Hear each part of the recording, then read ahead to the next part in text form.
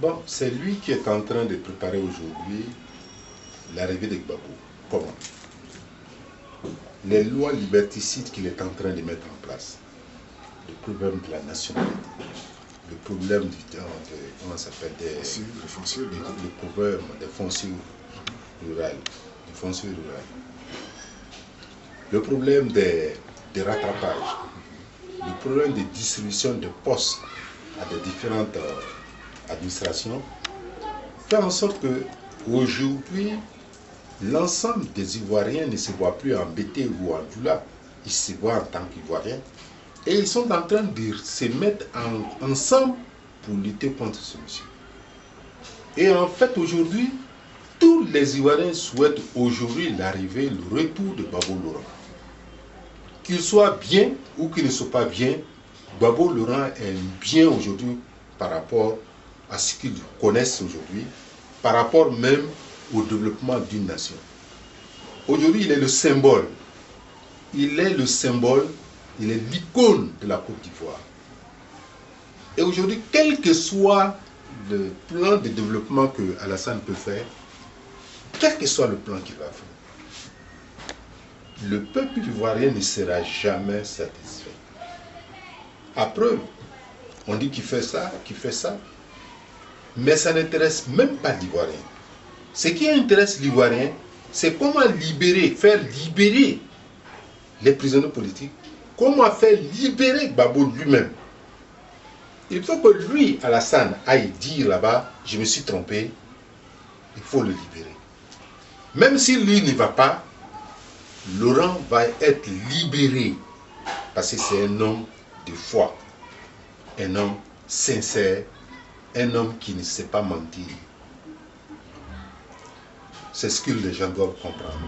Je suis musulman, il est chrétien, je suis du nord, lui il est de l'ouest, et je comprendrais mieux, j'aurais pu dire le contraire, mais j'ai dit que la vérité, Gbagbo est innocent de tout ce qui est arrivé. Et si on veut mon témoignage, même à la haie, je suis prêt à le faire. Parce que c'est un homme sincère, il ne m'a jamais donné 5 francs, il ne m'a jamais tendu, et même s'il me tendait en tant qu'intellectuel, je n'allais pas accepter pour le défendre.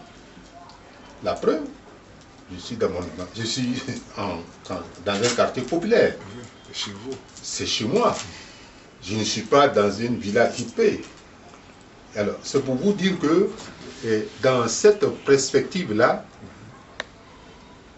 l'homme Gbagbo reste et restera toujours dans le cœur des Ivoiriens.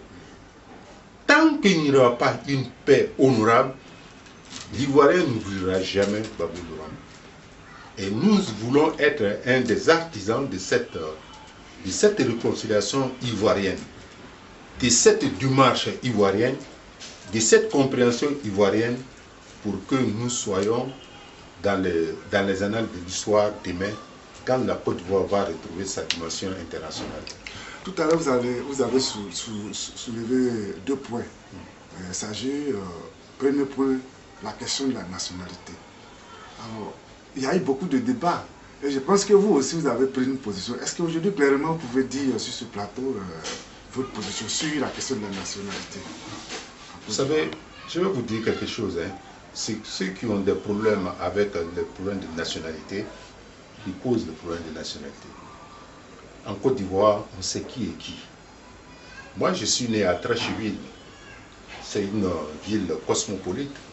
C'est une commune cosmopolite où la majorité des Djoula qui sont là-bas sont maliens, burkinabés et guinéens.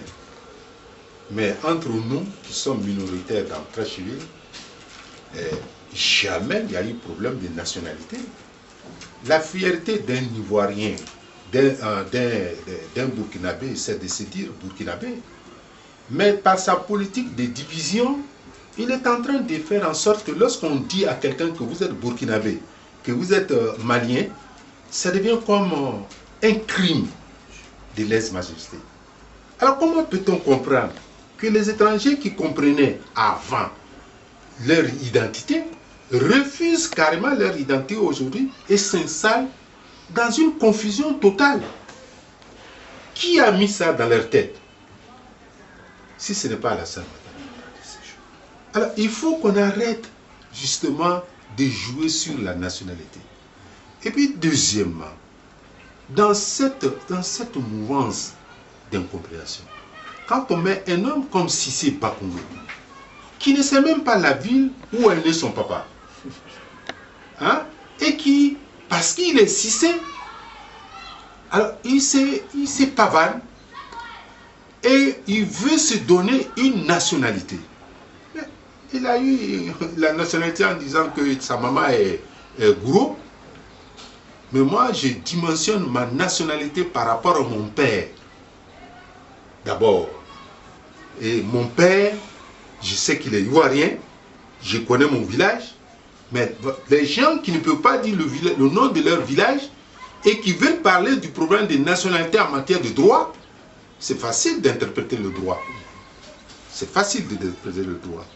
Mais ce qui n'est pas facile, c'est de dire où tu es né, quelle est ta culture.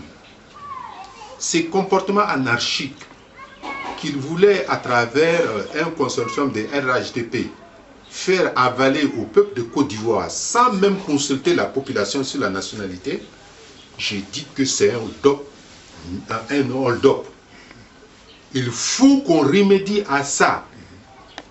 Ceux qui ont des problèmes de nationalité, ils n'ont qu'à demander à avoir la nationalité.